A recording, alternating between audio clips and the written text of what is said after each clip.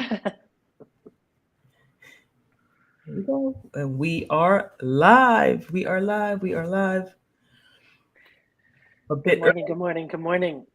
we're a bit earlier than normal today. We normally go live at noon. So we had to do some scheduling. We had to move things up just a bit this morning. But of course, for those of you that missed it, there'll be a recording on both LinkedIn and on YouTube. So you'll be able to catch up and see what's going on. Um, we'll be live for a bit. We got a few things to cover. Obviously, I think what last week we talked about Ian, and Denise, you and I were talking about this. Oh, let's back up a bit. Hmm. My name is Asia, Oh, and I am the CEO and one of two co-founders of Trella. We're in a mission to grow what you want, where you want, regardless of climate change and climate resilience, because we all need to. We think that food and plant medicine, having access to that, no matter who you are, no matter where you're located, is incredibly valuable and needed, especially in these days and times. I am joined by my lovely accomplice, oh, co-host, lovely. friend, Nice. and team member Snuffy G, also known Me. as Denise. Mm-hmm. So if you hear me say Denise or Snuffy G, I'm talking about the same person. Just me. Yep, yep, yep. And we go live once a week, every week, and to talk about things that are important to us when it comes to climate, politics, farming, and just news. Sometimes general news will go off topic from time to time if we feel like we really need to. Um, but over the past few weeks, months really, we've been covering a lot of different events, a lot of different unfortunate events such as droughts, power outages, flooding, water crisis. So we're talking about things like the Colorado River. We're talking about Jackson, Mississippi, and the water crisis they've been dealing with. We've been talking about Hurricane Fiona and the impact that it had in the Caribbean, specifically in Puerto Rico. And obviously, last week we talked about Hurricane Ian. And um, I was saying to Denise before we got on that because of my background as a natural catastrophe risk engineer, I've actually been on site. This is the time frame after you're 1 week after a disaster or 2 weeks after a disaster. People are starting to go in. Insurance companies are starting to go in to assess the damage, and I've been a part of some of those um, groups that have gone in after disaster around this time frame when nothing's been cleaned up and you're still trying to discover what happened. And I can't look at a lot of the images that I'm seeing on screen because it's too triggering. I mean, I can smell old smells, Mm. um, and just the energy, the emotional energy of and the impact that it has on the people that are there with you, discovering what's happened to their own property and their own homes. Mm. It's not a pleasant feeling. So I haven't really been able to look at a lot of the images yet. It may come across my feed, um, but um, so we're not going to show a lot of that traumatizing imagery during today's live, just because I trying to maintain my sanity. Mm. Same. I don't want to say it. But we don't want to forget that people are struggling and that people are in need of help, support, etc. So we're going to talk about it, and then also make sure that we go back and talk about some of the things that have happened elsewhere, so that we don't forget that these things are ongoing. They're not. It's not just a blip in the news. People are still struggling with these things, even though they're not headlines. Mm. So yeah, we're going to talk a little bit about that. Or they're fixed when they say that it's fixed. That people are still struggling. Right, right. People are still struggling. Um, but if you're new to us and you want to learn more about what we're up to, definitely subscribe to this channel. We're going to be continuing to do these lives on a weekly basis. We may switch it up and do some stuff that's pre-recorded and then just drop some stuff once a week. But we'll definitely be checking in with you once a week. We've got a lot of things that are coming down the pipeline that we want to keep connected with you. And as we said in the past, when it comes to social media, the way that we use it is to do this. Like we like to do the weekly live versus, just posting images and little blurbs all the time. We want to just connect. We prefer a time where we can go back and forth. So if you're watching this and you want to comment, you want to ask a question, you want to engage with us, please do, because that's the reason why we do it in this manner, so that we can get some engagement and get some feedback and know what is it that you want us to maybe focus on that maybe we're forgetting to. So please let us know. Please give us some feedback. But before we jump in, I wanted to also say that we're going to have a contest going on very soon. A contest. We're trying to get our brand out there, our awareness out there, build up our email list. And if you want to participate in this contest, the first thing you're going to need to do is to join our newsletter. So you can go to Trella.io, Trella.io, and I think we'll drop that in the comments. And scroll down, and you'll see sign up for the newsletter, and you'll get an update on when this contest will drop. We're planning to drop this contest early next week. Tuesday is the goal, to drop the contest by Tuesday. So if you want to make sure that you don't forget about it, you want to be alerted to it, definitely make sure that you sign up for the newsletter. The contest will include several different gifts. So it's kind of one of those contests where everybody wins. It's like Oprah, everybody wins. You get a participation award, whatever they call it. Yeah. Everyone gets. If you participate, there's a way to get something out of it. So, and depending on how much you participate and what level of participation, the more you can get. So we're going to have such things as discounts for Trella products, access to grow equipment, that free grow equipment, depending on how much you participate in the contest. And we're also looking to partner up with some other cannabis related companies to see if we can get some of their gifts to make this even sweeter. So it's going to go on for probably a couple of weeks, but it'll launch on Tuesday. And the more you participate, the more you get out of it. And you also get to help spread the word, especially if you are an investor or a believer in what it is that we do. This is a great way for you to support us and to help us spread the word as well. Buying ads is definitely one way that people try to get more emails, but this is another way that's a lot more economically efficient and includes our community to help us. So, and you get something back for it in return. So it's kind of a win-win for everybody. So please make sure you sign up for that newsletter and subscribe to get an update for that, and stay tuned for more of it on Tuesday as well. The 11th, October 11th. October the 11th, after Indigenous Peoples Day. Nice. And then some other news for those of you that are medical growers in the state of NY. Let me just show my screen real quick. So if you're in New York State, and I haven't really seen a lot of news about this yet. I think hopefully it will spread a little bit more. But big up if you're in New York State, you can get a medical license to grow your own home grow as a patient in New York. If you register to get your medical cannabis card, which is a process where you go to a doctor, and there's lots of them.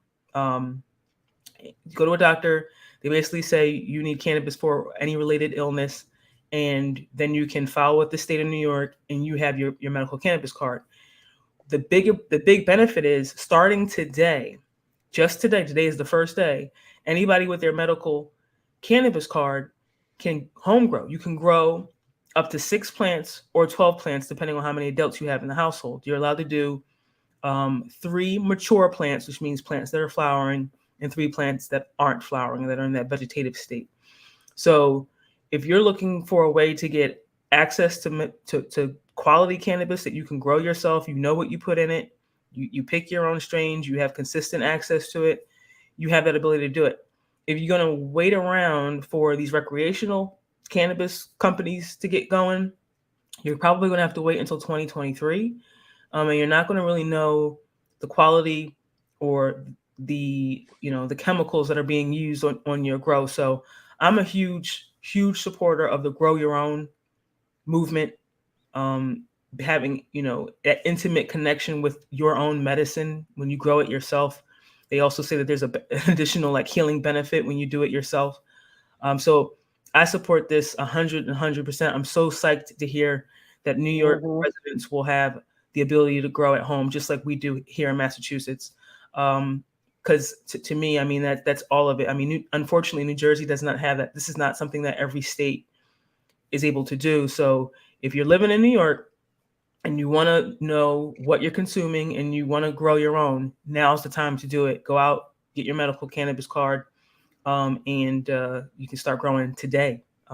So if you have any questions, any thoughts about this, need some guidance on what to do, hit us up. You can reach out to us at email us at trella.io. We could point you in the right direction in regards to how to get that medical card and how to get that license, and also trying to find some grow equipment to help you out as well. We could do that for you. So good news to start. Some good news. We got our contest dropping on Tuesday, which if you're a home grower too, you're definitely going to want to know about that. And then if you're a New York resident, congratulations, you can now grow your own cannabis. Take advantage because it's a privilege that we didn't have before. Well, I mean, you had the privilege, but not without being caught and being and criminalized for it. But now you have the privilege of doing it without being criminalized for it. So Mm-hmm. take advantage of that, please. Yeah. All right. So let's get into the update on what's been going on. A few, I don't know, maybe like a couple months back, we started talking about the Colorado River out west, serious droughts, lack of rain over years. This has not been something that's just happened, this year in 2022. This has been an ongoing process for about 20 or 30 years. There's not as much rain happening out west, which is why you see a lot of the wildfires. But in addition to the wildfires, droughts are starting to happen, and a lot of the water and the power out west is tied to the amount of water that they have. Well, sorry, the power is tied to the amount of water that they have. They use hydroelectric dams to power, at the Hoover Dam and even the one that's up by Lake Powell, at the Glen Canyon Dam.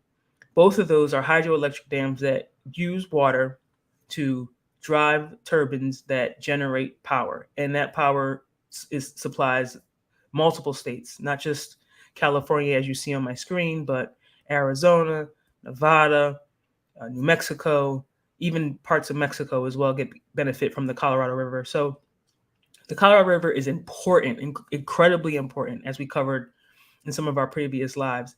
So we wanted to go back. All right, well, what's going on? We talked about they were at the Colorado that people stop and reduce their usage of the water that comes off the Colorado River, or they're going to wind up having to just shut the power off altogether. It's getting that tight. So those states that take water from the Colorado River have all been given a timeline to figure out what are they going to do to reduce their water usage so that the Colorado River doesn't wind up running completely dry. And there's been some pushback, some back and forth. So we wanted to kind of go back and see what's going on with that. And specifically how the farming community is dealing with it, because a lot of our farming comes from California as well.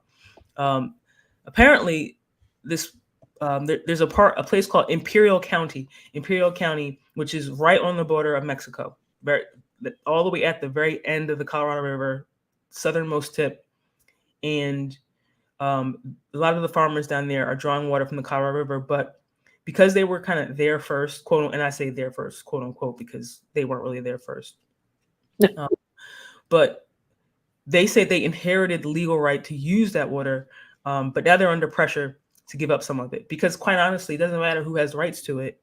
If the water runs dry, the water runs dry. So they know in the back of their mind that they're going to have to reduce their usage as well. Even though they think they have rights to it, they're going to have to reduce their usage to it. But we always like to look at this from how is this going to impact the people who don't have resources, I hate that term. It's like the least of us or the least of these. Mm. But how will it impact people that don't have the resources, the legal resources, the capital to go to court, to fight, to push back, to make sure that they get access to this water? So this article right here talks a little bit about that. Let me scroll down just a bit. So here's the situation. Farmers are hoping to break a deal with the government so that the government will actually pay them to use less water. Mm. They're looking to get about $1,500 per acre that they would be able to receive as income to help them do other things so that they don't have to, and in exchange, they have to reduce their water usage. Um, I think, and I would love to get, to interview a farmer that's down there, but I think this is a great plan if people can really use that money to buy new equipment and to be more water efficient with their irrigation systems, etc. Uh, but I don't know if $1,500 per acre is actually going to be enough for them. So Right. that's my first question. Yeah. Yeah.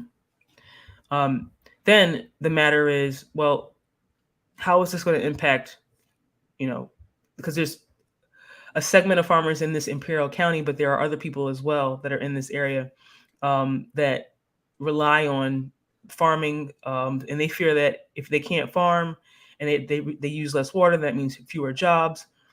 The economy gets impacted by that. So it's not just about reducing the water and how that impacts the farmers, but how does it impact the entire community around the farmers? Yeah, I have a feeling after this harvest, I'm going to use that term loosely too because I don't know how great this year's harvest is going to be. I think a lot of these farmers are going to have like a sit down and a almost like a come to Jesus moment about the future of their own farms and farming. I mean, if they're going to be hitting up against this constantly. I mean, the Colorado River, hopefully it makes a comeback, and Lake Powell makes a comeback. But this isn't something like, oh, it's just going to happen right now, and then next year, once everything, we get a bad winter and everything melts and everything will be rejuvenated again and we'll be all set. I don't think that that's going to happen. I don't think it's going to be that quick. So I feel like they're going to have to make a lot of hard decision making and not keep on hoping that the government will pay them reasonably for their acreage or for their crops or for anything else. Yeah, I do think that there'll be another change. And if you're just joining us, we're talking about we're doing updates on some of the recent events that have taken place, going all the way back to some of the lives that we talked about before. What's going on in the Colorado River? What's going on in Jackson, Mississippi? What's going on in Fiona? And then also Ian, because there's been one thing after another, after another, after another, and we don't want to forget that we're still dealing with some of these things that are happening in other places. But yeah, Denise, I feel you. Like, and this is why I think indoor farming is one of those things. It's like, let's figure out how to be a little bit more diverse with the way that we grow versus just that traditional farming method. I know there are ways to be more efficient with irrigating your outdoor farm, but that's only to a certain extent. I mean, the most efficient way to grow with, when it comes to being water efficient is hydroponically, putting the water right at the roots. So maybe utilizing more of those types of techniques and innovation. I think people are going to have to really sit down and have a hard look at themselves and say, we got to switch up the way we're growing. Yeah. And a lot of the new farmers, like the millennial and what is it, the Gen Ys or whatever, like they're more Gen Zs, into, thank you. They're more into trying out these new solutions. And I think it's just a matter of time. It gets adopted more and more and more, hopefully. But again, how does it impact those people with the least resources? If there are people in that community like this Mr. Hernandez who's worried, he's an activist saying, this is great, but what about the people who aren't the richest farmers, that don't have the biggest acreage of land? If that payoff only happens per acre and it costs a certain amount of money to get equipment and you don't have the right amount of I guess offset for that water usage, will you be able to do anything? Will it help you? Right. Will you get access to it? What will be the paperwork and the processes and the red tape to file to get through that process to actually receive the money? a lot of people get left in the dirt just because of the process. Yep. So yeah, something that we wanted to bring up to everybody, not to forget that people in Colorado, people in California out west, around the Colorado River, are still dealing with these issues. So keep that in mind. Next up, Jackson. Yeah. Oof. Let's scroll that out a little bit. Well, So water's back. Water is back. Yep, water's back. What did they say? Boil water Has been lifted, but people don't trust the water. Don't trust the water. No, I wouldn't trust the water either. These people, the mismanagement down there. I mean, this has been going on for decades. They've had a couple. How many? We were talking about how many times this past year they've gone under a boil water advisory. I mean, come on, these people aren't stupid. Okay, the water's back; it's coming back in, but we're still going to treat it like we've treated it before. And most, I think this article talks about this one particular guy who boils his water and gets bottled water delivered to him. He doesn't trust any of it. He doesn't even want to boil it anymore. He just wants it from someplace else. Yeah. I mean, my father hasn't trusted tap water since my stepfather, since I've known him. Yeah. Never trusted city water, tap water. No. And rightfully so. I mean, when the system goes down, the water pressure drops, and then you get all this like old soot and stuff that gets pulled through the system, and it causes the water to obviously look dirty, so visually something's off with it. But then you have issues like lead, and the city of Jackson is dealing with that too, and you can't boil away the lead. Nope. Let's see here. And here you go. It says there's a lawsuit out that alleges Jackson's water has elevated lead levels, and that was confirmed by the Mississippi State Department of Health. So just because it's back doesn't mean it's clean and it's actually good. And I think this article also talks about a lot of the health issues that the community deals with. It's got one of the lowest lifespans in the country. Yeah. Mississippi is just, unfortunately, at the tail end of a lot of different things. And then you've got the Brett Favre thing. I don't know if you saw that. No. They should be talking about that more. Let's talk about that they're not talking about it as much as they should be talking about it. Yeah. Brett Favre has been siphoning money away from the state that he supposedly loves and supports. So it's a mess. And then in regards to fixing it and doing something, there's finger pointing.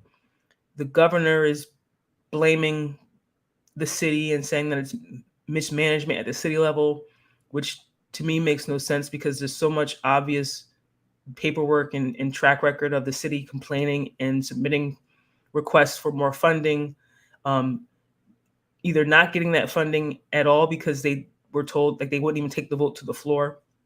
So it's like I submit something to you and you're like, I'm not even gonna look at it. I mean, what can you do past that? You won't even look at it. I can't even argue my case. I can't even get maybe a percentage of what I'm asking for if you won't even look at it.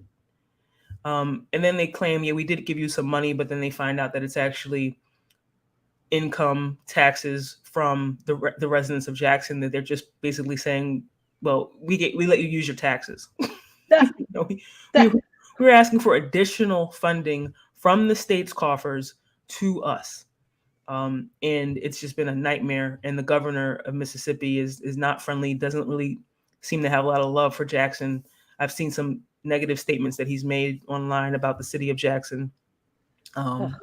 It's not good.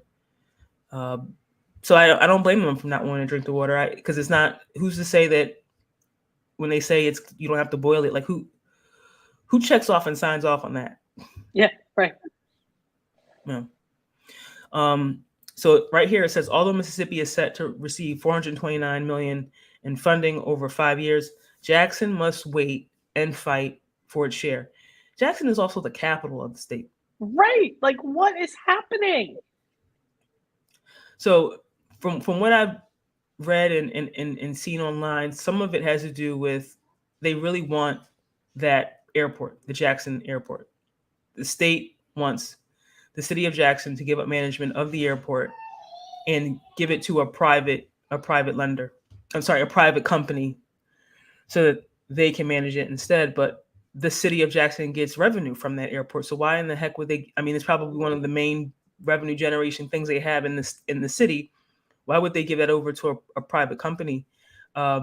So it's almost like Because deplete it's shady. deplete the resources in that city to the point where everyone wants to move out, and then all of a sudden money will start pouring in and a new type of people, a new type of individual Mm-hmm. move in instead, and then they'll Mm-hmm. take over management of the city. Yep. So I think they're trying to make the city so bad that everybody leaves, and then they Right. can come in and take over. Do whatever they want. So that's been another theory that's out there as well about this Jackson, Mississippi debacle. But um, Yeah. There's always an underlying reason, isn't there? Like, it's not just what the surface says. Like, I didn't know about that airport thing, but once you talk about it, it just makes total sense. Like, it disgusts me. It disgusts me. yeah. But no, residents don't trust the water. Haven't in decades, and they'll go through. Unfortunately, they feel like they have to go through getting bottled water and transporting bottled water to the people who can't get their own bottled water until I don't know. I really wish that just feel helpless sometimes. Yeah. Well, they're not a priority, right? I mean, it's not a priority to them because if it was, it would get done. Yeah, but A here you friend of see. mine in politics used to say, look at people's budgets, and whatever is in the budgets is the priority. If you are not on that budget, or if your line item is so small, you are not the priority. Mm, Budget shows the priority, and if this isn't one of them, this should be the whole state of Mississippi should be on board with all of this. Because if it's one community, it's going to happen to your community. If it's not already that you don't even know about. yeah, yeah, that's the thing. These things aren't. You can't contain this this No, type of stuff. It will spread. And the economic impact, the health impacts, yeah, etc. So you may think you're hurting just one community, but you're hurting other people as well. hmm So unfortunate stuff. But yeah, so we talked about Jackson. Then a couple of weeks ago we had Hurricane Fiona, and what's going on there? Because when Ian came, that kind of got pushed to the wayside. Uh, Joe Biden went to visit just this past Monday, made some announcements and some declarations about what he wants to do.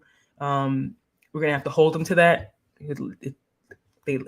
Easy to say this stuff. Now let's hold his feet to the fire. But 60 million from an infrastructure law will help to improve her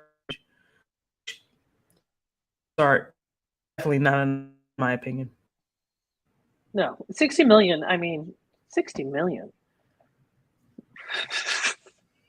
That's really nothing. That's Yeah, really that's a nothing. that's a high rise in like a city somewhere. Yeah, I mean, that's really nothing. Um, But I don't know. Down at the bottom, didn't it say something about was it more money that they're allocating? Something about what they're using this money for? yeah, I mean, as we rebuild, have to ensure we build it to last. 60 million is going to be hard to do. This year to date, Puerto Rico has received 4 million to make a power grid. I mean, there's houses, not too far from where I live that are worth $4 million. It's really, it's really not enough. Definitely not enough. But they're trying to improve levees, flood walls, new flood warning systems. I am happy to see that they're focusing on this type of stuff. Yeah, Because I feel like they put a lot of money into the recovery, which they need to, like getting food and getting water and housing, temporary housing for people. Need all that. But another hurricane's coming, so you got to do something about re- stopping the repeat of the damage over and over and over again. And that's physical protection systems. We talked a little bit about temporary flood barriers last week, but these are more permanent flood barriers, levees, dams, flood warning systems. All of these things will help to just stop the damage from start, so that you don't have to keep putting more money into the recovery. Right. Right. I mean, it's such waste. Asia, that next line, it looks like that 60 million that he proposed is in addition to 2 billion they've already allocated to Puerto Rico through the infrastructure bill. So that's good news. I didn't know that. Yeah. The 2 billion is definitely a much bigger That's number. nice. That looks better. Yeah. And then again, hoping that it gets to the right people, because we did Yeah. read when we looked at Fiona a couple of weeks ago, they had money to start the improvements on their power grid, Yep. but the money was held in limbo. Yep. So first thing is get the money. Next thing is get it to the right people, and then third thing is make sure you're putting it in the right and using it properly in the most efficient manner. So all things that we'll have to see how this works out. I don't know. I'm in one of those modes today where I'm not feeling very positive about us changing our past behaviors. You don't learn shit. if you look at the Puerto, thank you for making me laugh. If you look at the Puerto Rico outage map compared to what we saw a couple weeks ago, when we looked at this a couple weeks ago, the whole thing was red.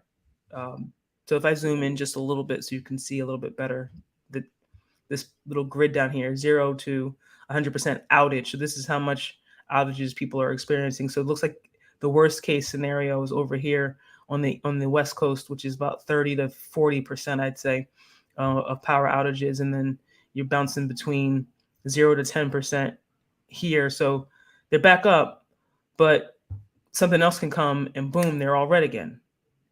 I mean, Right. during Fiona, the power went out before it even made landfall. And we're not even out of hurricane season, correct? I mean, we're still in it, aren't we? Goes way through November. So Right. we still got a couple months left to go to get out of this season, and then you got next year. And none of these physical protection systems that I'm talking about are quick. Like, it takes time to design them, to build them. A few years, unless you're China, like I or Japan. I saw them building tunnels on like a weekend or something like that, and on one clip. So it's possible when you. Well, that's because they don't have capitalism, right? They don't have to bid. They just tell their people, go ahead, build it. Yeah, I know. Scary. I don't know. There's got to be an in between. I don't know if I want to be like China, but yeah, but I see the efficiency there. I see the efficiency. Yeah. So, focusing on now, we're into that was Fiona, Puerto Rico. Now, what happened in Hurricane Ian? And as we started at the beginning of this, I talked a little bit about we're trying to avoid triggering in the trauma of some of the images that we saw after Hurricane Ian, specifically in the southwest portions, Fort Myers, Lee County. Some of those images down there are incredibly devastating. And as a person that's kind of been in those environments, it's too triggering for me. And I know you said for yourself too, Snuffy. So yeah, I'm good. We're going a little bit further north. Because I think this is one thing that people don't recognize, is that Hurricane Ian is over, but it's still causing problems in Florida. And this is specifically in Central Florida, in the Orlando area, where Disney is located. It's saying as of Monday night. So this article just came out this morning. So this is, pretty recent information, but it's saying as of Monday night, they're still getting excessive water issues and overtaxing the sewer systems. There's just a lot of flooding happening in the Orlando area. If you look at the map of this county, where Orlando is, and there's like a bunch of lakes all over the place. So too much rain and not a great enough sewer system designed to remove all that water will allow all that stuff to kind of the groundwater to rise up. And then you get lakes that are connecting one another. I think somewhere in here talked about, let me see here. Lake Davis and Lake Cherokee nearly became one super lake. So lakes are actually meeting one another. And water is still rising in downtown Sanford Riverwalk. So this is what's happening still in Central Florida because of partly of Hurricane Ian and then all the rain, and you know it, it's just Just the system being overwhelmed by everything. yeah. Yeah. So early estimates are that Hurricane Ian caused roughly $40 billion worth of damage. Current loss of life due to Ian is surpassed 100, unfortunately, with thousands still missing, and these numbers will no doubt rise. Um, I know, Snuffy, you said that the people that you were in touch with, luckily they're okay. It took Hmm. time to get in touch with some people. Yeah, it took about 3 days to get in touch with a good friend of mine's mother and her husband, and they couldn't even do like wellness checks because it was impassable. Like you couldn't even get anybody to go and kind of check out on people. Um, but they finally heard from her. Somebody was able to finally go and see where they are. They're not fine, but they're alive. So that's a good thing. They're flooded out, but not huge. Like there wasn't a tree that fell through their house, luckily. So they're just dealing with flooding, which in itself is just worse. I feel water is bad. Water is just bad. Yeah, water. A lot of people say they rather a fire than water. Yeah. Um, I don't know about that from my perspective, but the I think the thing that also is I saw on the news that a lot of insurance companies, or property insurance companies, are pulling out of Florida, um, no longer covering. One company called UPC, United Property Casualty, they're no longer providing coverage in the state, um, or they're coming up with like really crazy requirements to maintain your coverage. Like you have to have a roof that's younger than 15 years old, or you have to have a roof that has a water shield under the asphalt shingle or whatever your top surface is. You have to have a water protection barrier under that. And um, if your roof is 20 or 15 years old, or if you purchased the home and you may Yeah. not know. Um, in most cases, those water barriers are only at the peaks and at the eave. Like that's like the standard, especially here in Massachusetts. And you have to pay a lot more money to have it put on the entire roof. So you may know or you may not, but if not, it's too late. You don't get your coverage. A lot of so your regular like home insurance, whether it's Mm. homeowners or renters insurance, doesn't cover anything below grade. Anything in the basement is not covered. Um, and if you want to get flood coverage for something that's below the basement, you have to pay an additional premium, but there's a limit on that. Here where I am, you can only cover $10,000 worth of contents in your basement, which is Uh, easily blast through that. So insurance isn't really even like a thing for some of these no, people anymore. no. I was reading some articles and some videos from people being like, I don't even have homeowners insurance. This is all out of my pocket because the homeowners insurance, the policy was just too expensive for me to afford a monthly premium. Like I couldn't do it. It was just too astronomical to even protect my home. And they weren't even on the coast. They were a little bit more inland, not thinking they're in a flood zone, not thinking, well, I mean, you're in Florida, you have the potential of flooding because of the hurricane. But these people made a decision financially that they couldn't afford the homeowners insurance and are taking the risk. So Mm, now, if you're telling me that now they're pulling out, well, you already made it so difficult for these people to even maintain any type of insurance. So now you're leaving them with nothing. yeah. Okay. All right.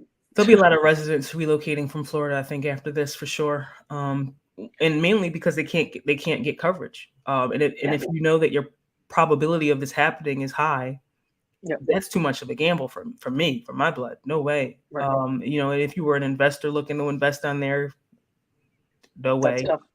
Yep.